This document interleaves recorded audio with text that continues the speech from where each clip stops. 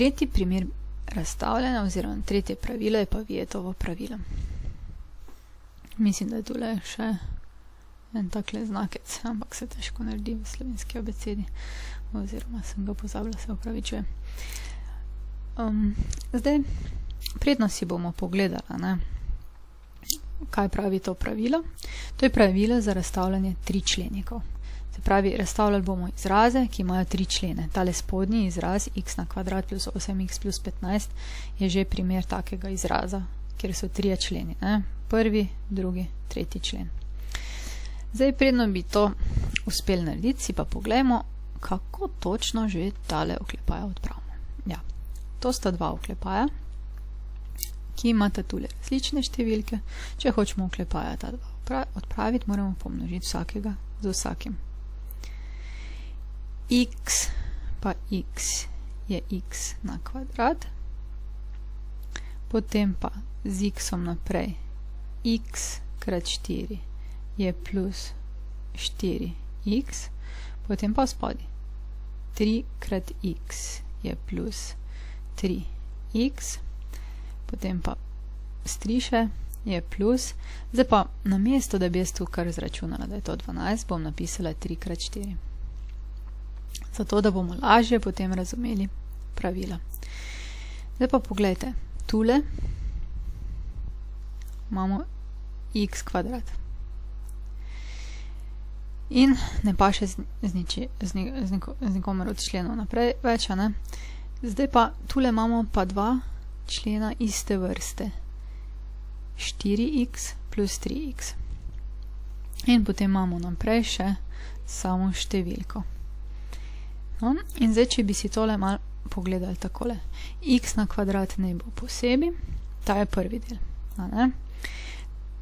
Tole 4 plus 3 bi pa seveda mi združili, ko bi računali in bi rekli, to je 4 plus 3 krat x pa plus 3 krat 4. No, ampak te 3 pa 4 sta pa nastopala nekako tule noter tudi, ne da? 3 pa 4, to je zanimivo. Se pravi, zdaj bomo mi, tukaj smo dobili 3 členika, ne? Če bi ga mogoče zdaj napisali x na kvadrat plus 7x plus 12, tu smo dobili tale 3 členik in zdaj, če bi mi želeli nekako tule noter spraviti v oklepaje, se pravi 3 členik v oklepaje, vidimo, da pomemben je tale zadnji člen s številkami, tale nam pove s kratom, tale nam pa 4 plus 3 nekako pove s plusom oziroma minusom. Ne? Zdaj, jaz bom tule napisala tole krat, kot operacija, to pa recimo plus. Zdaj pa, poskusimo mi napisati tale naš 3 členik v takšnele oklepaj. Ker je tule x na kvadrat, bo prva neznanka tule v našem oklepaju kar x pa x. To si pripravimo, da pa ne bomo preveč razmišljali. No, zdaj pa 15. 15, tukaj le piše, da je treba dati na krat. In če damo na krat, potem lahko damo 15 kot 1 krat 15, 3 krat po 5. Zdaj pa moramo vzeti take številke, da bi skupaj dobili še pa 8. Ja, 1 plus 15 bo 16, ta ne bo v redu. 15 minus 1 bo 14, ta tudi ne bo v redu. 3 plus 5, aha, 3 plus 5 je pa 8. To pomeni, da tele številke plus 3 pa plus 5 nam skupaj daje 8.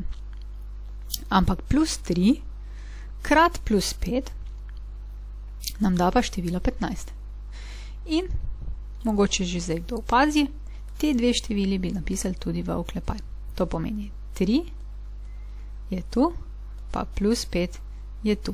In smo nekako rešili.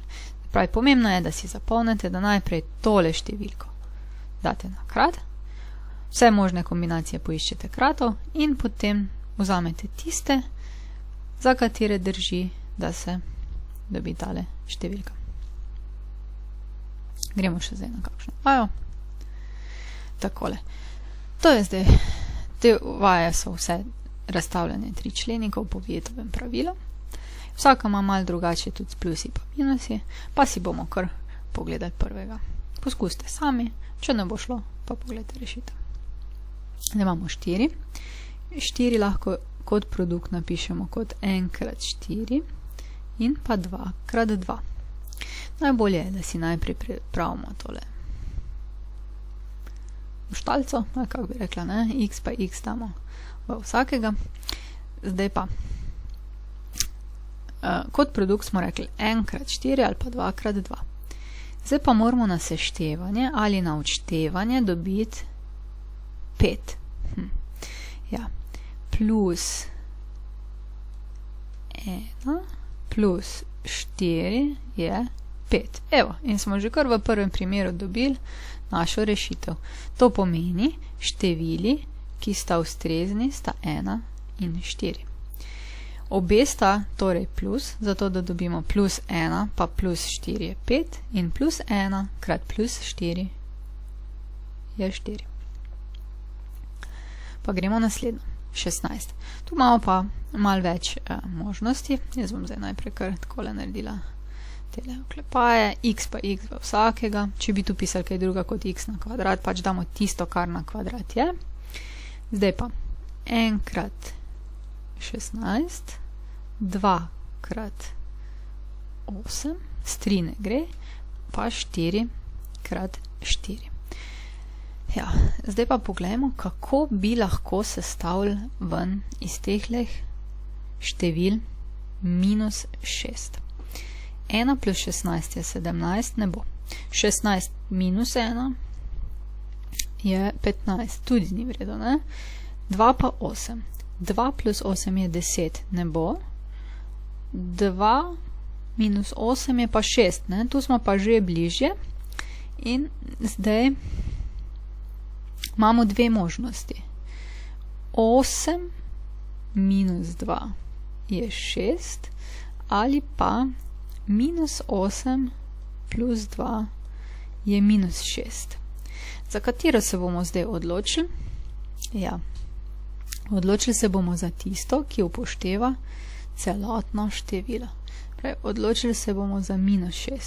To pomeni, da bo tale kombinacija prava. Tu bomo zdaj napisali minus 8, tu pa plus 2. Vedno znova se še moramo preveriti. Minus 8 krat plus 2 je minus 16. To je v redu. Minus 8 plus 2 je pa minus 6. Tako, poskusimo še eno. Pripravimo si oklepaje. X pa x vsakega. 16 imamo že zgoraj napisano, ne? Zato bomo uporabili tudi kar za spoden primer. Zdaj pa v tem primeru, vidite, je pa tule plus 6. To pomeni, da bomo vzeli kombinacijo tukaj 2 krat 8, tu pa 8 minus 2. Kar pomeni, da bomo tu napisali 8 in sicer s plusom in minus 2. Preverimo, če drži. 8 krat minus 2 je minus 16. 8 minus 2 je pa plus 6. Tako. Pa še zadnji. Imamo 2 oklepaja. No, kako mi pa danes malo postran tale ujde svinčnika, ne. Zdaj pa gremo. Zdaj bomo pa malo hitreje. Poglejte, ta je lahko 2 krat 3 ali pa 1 krat 6. Da dobimo ven 7, bo ta dobri števili 1 pa 6. Zdaj se pa odločimo za predznak. Zdaj 1 plus 6 je 7, ampak problem je, ker imamo mi tukaj minus 7. Zato bomo mogli reči minus 1 pa še minus 6 bo skupaj minus 7. To pomeni, da bo tudi v oklepajih minus in minus. Preverimo, če je res. Minus 1 krat minus 6 je plus 6, minus 1 pa minus 6 je pa minus 7. Tako. Tole bi bilo Vietovo pravilo. Zajeti so vsi primeri, od tako, da imamo dva plusa, minus plus, plus minus in pa minus minus v oklepajih, se pravi vse 4 možnosti so možne. Nekako pa vsak pol razvije svoj stil tegale, ali si pišete spodaj, ali pa pol že kar na pamet nekako vidite. Te stvari je treba kar dosti vaditi, tako da bomo še potem na koncu imeli tudi neki vaje iz tega.